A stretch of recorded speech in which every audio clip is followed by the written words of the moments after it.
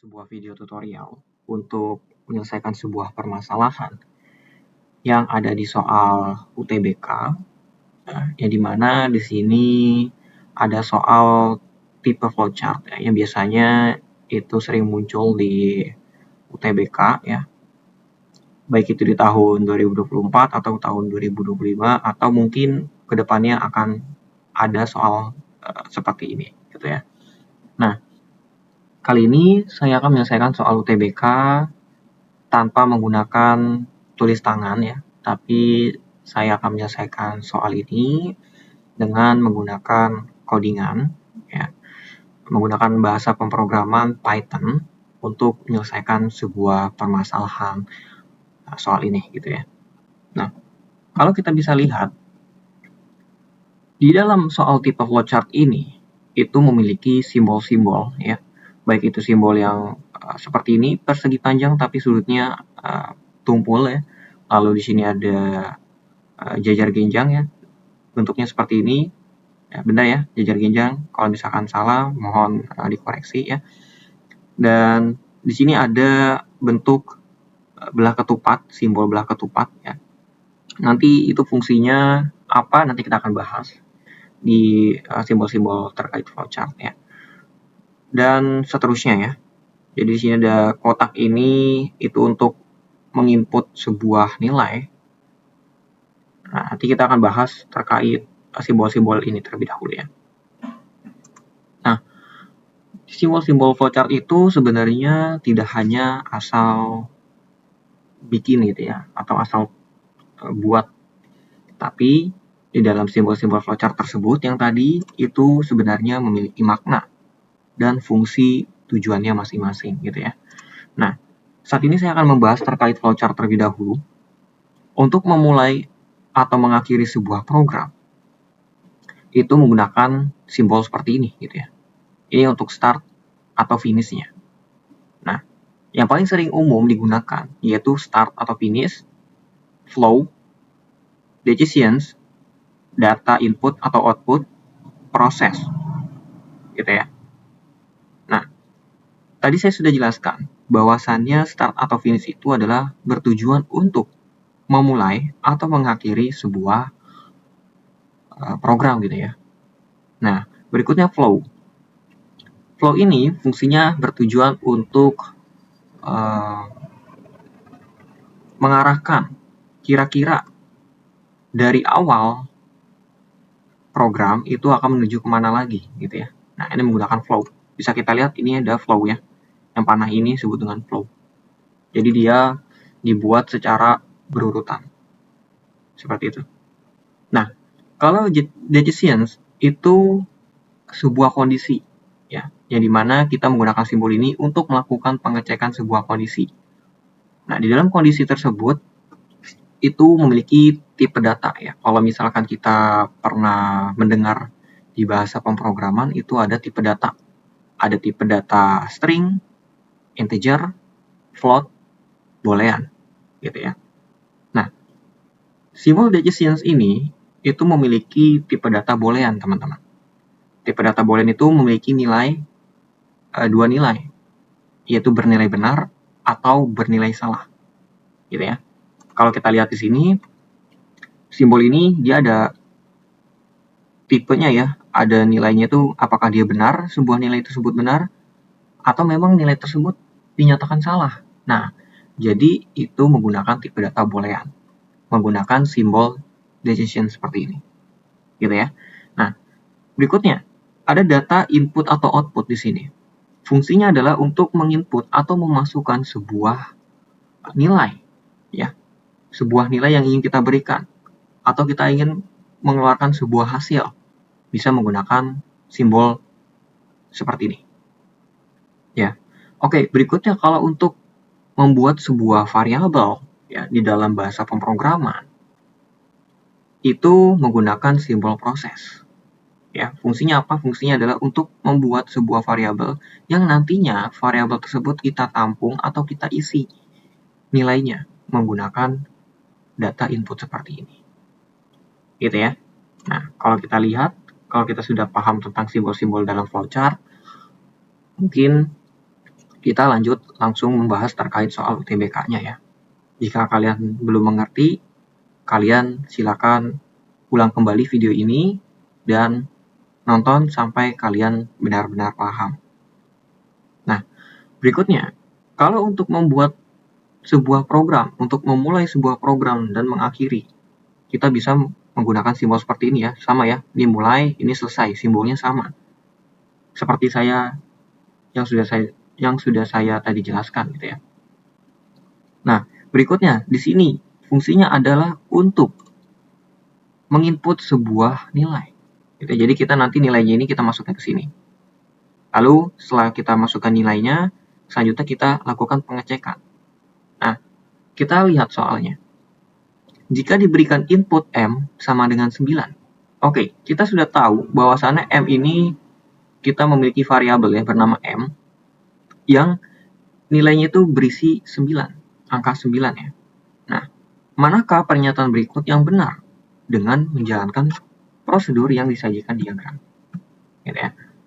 Nanti setelah kita sudah melakukan uji coba seperti ini dan melakukan hal-hal yang sudah ada di flow ini, di flowchart ini, nanti kita akan melakukan pengecekan ya, apakah di salah satu ini ada yang benar, gitu ya. Nanti di sini ada opsi, gitu.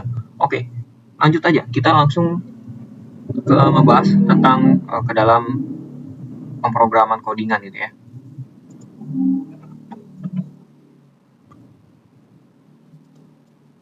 Oke, kalau kita lihat di sini, silakan kalian buka text editornya ya. Di sini saya menggunakan text editor yaitu Visual Studio Code untuk membuat sebuah codingan ya.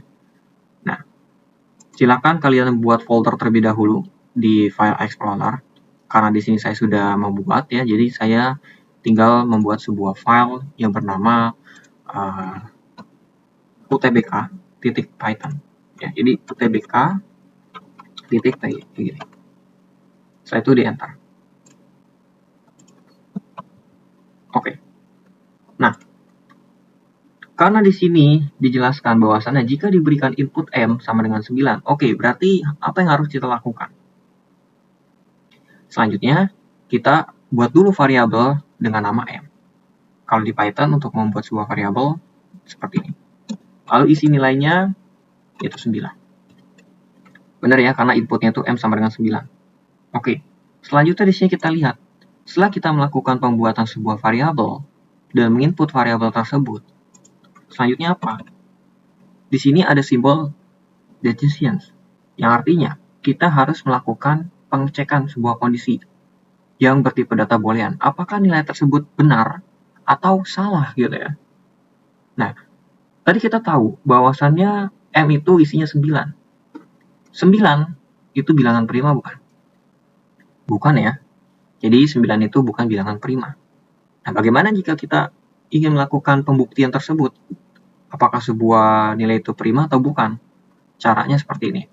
Jadi kalau di bahasa pemrograman Python, itu menggunakan if untuk melakukan sebuah pengecekan kondisi ya. Kalau di sini kan dia simbolnya belah ketupat. Kalau di bahasa pemrograman, dia menggunakan if untuk melakukan sebuah pengecekan apakah nilai tersebut prima atau bukan. Karena kita tahu bahwasanya prima itu yang tidak habis dibagi oleh nilai itu sendiri gitu ya. Dengan cara kita melakukan pengecekan jika M dibagi 1. Ya. Artinya 9 dibagi 1 kan nanti hasilnya ya nilai itu sendiri gitu ya. Yang tidak habis dibagi nilai itu sendiri gitu. Nah, setelah itu kita pakai titik 2, selanjutnya kita buat di sini untuk melakukan respon dari kondisi tersebut. Di sini kita lihat bahwasannya jika dia nilainya adalah bilangan prima, jika iya maka dia harus melakukan N sama dengan M kuadrat ditambah 2 gitu ya. Nah, kalau di bahasa pemrograman artinya kita harus di if ini jika kondisinya itu dinyatakan benar ya teman-teman. Jadi kalau misalkan if itu dinyatakan benar, berarti kita harus membuat kondisi ini dulu nih yang di bawahnya. Jika iya, ya oke. Jika benar maka apa? Berarti kita buat dulu variabel n sama dengan m yang tadi. Untuk membuat sebuah pangkat di dalam bahasa pemrograman itu menggunakan bintang 2 kali. Seperti ini. Lalu ditambah 2. Ya, karena kita lihat sini adalah m kuadrat ditambah 2, berarti kita tulisnya seperti ini. Gitu ya. Nah, kalau misalkan nilainya salah gimana? Bahwasannya nilai tersebut adalah bukan prima. Berarti kita menggunakan else di bawah if. Seperti ini. Ya. Lalu kita buat sebuah variabel lagi yaitu n di else gitu ya. Sama dengan 2. Karena di sini ada m berarti kita harus dikalikan ya. 2 dikali m. Kalau perkalian di dalam bahasa pemrograman itu menggunakan bintang 1 kali. M ditambah 3 ya. Atau kita bisa menggunakan tanda kurung sebagai pemisahnya gitu ya. Nah, oke. Kita sudah melakukan pengecekan sebuah kondisi pertama gitu ya. Untuk mengecek apakah suatu nilai itu bilangan prima atau bukan. Ya. Jadi if ini sebuah kondisi jika dinyatakan benar, jika tidak benar di kondisi ini maka akan otomatis dilakukan pengecekan ke dalam kondisi yang di bawahnya. Gitu ya. Nah, selanjutnya kita tahu bahwasannya 9 itu adalah bukan bilangan prima. Berarti tidak ya.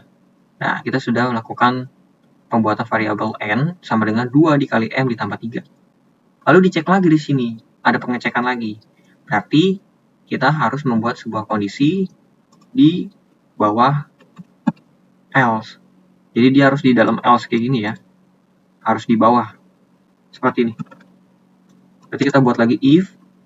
Kita ingin melakukan pengecekan apakah n tersebut bilangan genap atau bukan. Gitu ya.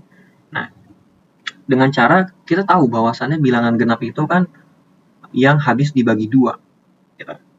Kita dengan cara jika n sisa bagi 2 sama dengan 0 enggak? Ya. Jadi n itu dibagi 2 hasil sama dengan 0 enggak? Gitu ya. Kalau di dalam bahasa programan persen ini adalah sisa bagi. Ini adalah perbandingan ya, operator perbandingan sama dengan untuk apakah nilai tersebut hasilnya 0 gitu ya. Nah, kalau jika iya dia bilangan genap, ya kita melakukan perintah dulu deh agar kita nantinya ke depannya tahu ya. Genap. Di sini, jika dia benar maka dia akan ngeprint bilangan genap lalu dia akan mengeksekusi yang di bawahnya ini ya. Yaitu kita buat dulu variabel o sama dengan kita lihat di sini di soalnya yaitu 2 ya dikali m, karena dia pakai kuadrat berarti perkaliannya 2 kali atau bintangnya 2 kali. 2 kali seperti ini ditambah 1. Lalu di bawahnya ada pembagian ya. Berarti dibagi 3 dikali n ditambah 1. Gitu ya. Ini kita bisa pakai tanda kurung sebagai pemisahnya. Gitu ya. Nah, oke. Kita tahu bahwasannya kita sudah melakukan pengecekan untuk bilangan genap yang bertipe nilai benar gitu ya. Selanjutnya kita buat yang kesalahannya nih. Jika kondisi tersebut tidak benar, maka kita harus membuat kondisi yang berikutnya, yaitu menggunakan else lagi ya. Di bawahnya if, gitu, else kayak gini, titik 2. Di bawahnya kita buat kondisi seperti ini.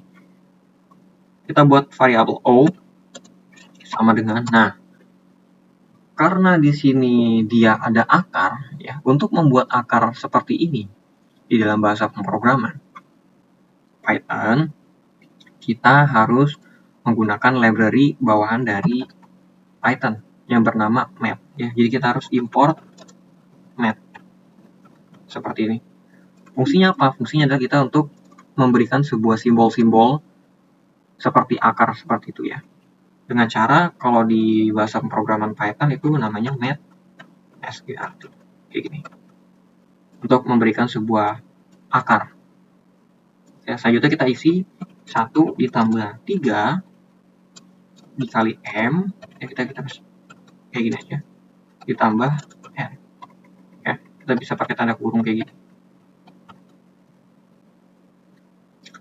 Oke, kita sudah tahu ya bahwasannya kita sudah melakukan kondisi benar dan juga kondisi yang salahnya, gitu ya. Jika kondisinya apakah nilai n itu genap, jika iya maka kondisi ini akan dijalankan, gitu ya. Nah, jika salah, maka dia akan mengeksekusi yang ini yang berada di posisi L. Setelah itu, di sini harus mengeluarkan output ya. Kita tahu bahwasanya simbol ini adalah untuk mengeluarkan sebuah output. Dengan cara kita print panggil variabel m, n, o. Seperti ini. Ya. Itu untuk if dan juga else dia nyambung ya untuk print. Nah, berarti kita buat 2. Di if kita buat lagi salin aja seperti ini. Lalu di else juga salin seperti ini. Gitu ya. Dan selesai. Nah, untuk melakukan atau melihat sebuah hasilnya dengan cara kita tarik aja di sini nih, di bawah ini kita tarik, kita masukin nama, kita tulis py atau kalian py kayak gini atau kalian boleh Python kayak gini. Lalu nama variabel kalian di sini, nama file kalian di sini. Saya itu utbk.py. Nah, harus dipasin ya. Lalu setelah itu kita enter. Kita tarik, kita lihat hasilnya. Oke. Ternyata tidak ada hasil ya. Di sini Python utbk Python gitu ya. Jadi kita clear dulu. Oke, ternyata hasilnya tidak keluar. Oke, kenapa kira-kira tidak keluar? Ya. Berarti kita harus melakukan sebentar. Berarti ini kita harus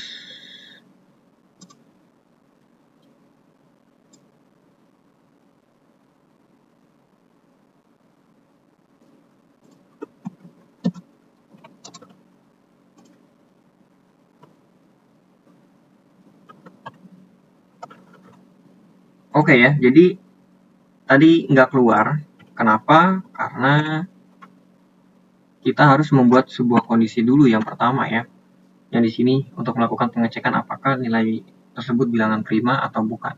Karena bilangan prima itu yang tidak habis dibagi nilai itu sendiri atau bilangan atau angka 1 gitu ya. Berarti kita harus melakukan 9 dibagi 1 sama dengan 1 nggak hasilnya. Berarti kita pakai sama dengan 1 seperti ini. Gitu ya. Nah, setelah itu kita jalanin aja. Nah, hasilnya keluar. 9, 21, 7 gitu ya. Ini ada angka desimal karena kenapa? Karena kita tidak menggunakan round untuk melakukan bilangan bulat ke bawah. Kalau kita tidak ingin dia desimal, kita tambahin aja di sini. Ya. Dengan cara kita close dulu. Di sini kita tambahin round. Nah, ini ada kurung buka, kurung tutupnya diakhiri di sini ya. Seperti ini. Lalu kita buka lagi terminalnya. Kita jalanin lagi. Hasilnya seperti ini. Yang tadinya seperti ini dan jadinya seperti ini. Gitu ya. Nah, kira-kira benar nggak ya? 9 itu bilangan prima, ternyata dia bukan. Nah, maka otomatis dia akan melakukan pengecekan ke else yang ini. 2 dikali 9, hasilnya berapa kira-kira? 18. 18 ditambah 3, 21. Lalu masuk ke kondisi yang ini di bawahnya, dicek lagi. Gitu ya. Dicek lagi. 21 bilangan genap bukan? Ya, kalau misalkan dia bilangan genap, dia akan eksekusi ini, jika tidak dia akan eksekusi yang ini. Nah, kita tambahin print lagi ya di bawah else ya, agar kita tahu ya, bahwasannya else ini adalah bukan bilangan genap. Bukan genap, gitu ya. Lalu kita clear lagi, kita jalani ulang. Ternyata dia bukan genap, 21 itu. Karena 21 itu tidak habis dibagi 0. Maka dia akan dieksekusi yang ini. Dan hasilnya 9, 21, 7. 9 dapat dari mana? Dari M, 9-nya. 21 dapat dari N ya. Di sini 21. 7-nya dapat dari mana? 7 dapat dari yang O. yang ini. 1 ditambah 3 dikali M ditambah N. 1 ditambah 3 dikali M-nya 9, berarti 3 dikali 9 ditambah N-nya. N-nya berapa tadi? 7 ya. Gitu. Ya. Ini kan 2 dikali... sorry. Berarti tadi 21 ya. N-nya 21. Ini 3 dikali 9 gitu ya. Jadi hasilnya adalah 7. Gitu. Nah, kita lihat soalnya lagi di sini. Jika diberikan input M sama dengan 9, oke, kita sudah memasukkan sebuah M yang isinya adalah 9. Manakah pernyataan berikut yang benar? Dengan menjalankan prosedur yang disajikan diagram. Di 1 ini, 0 bilangan prima bukan. Kita lihat, apakah 0 itu bilangan prima? Ya. Kita tahu bahwa 7 itu adalah bukan bilangan prima. Benar nggak? Oke, kita lihat. 7 bilangan prima bukan.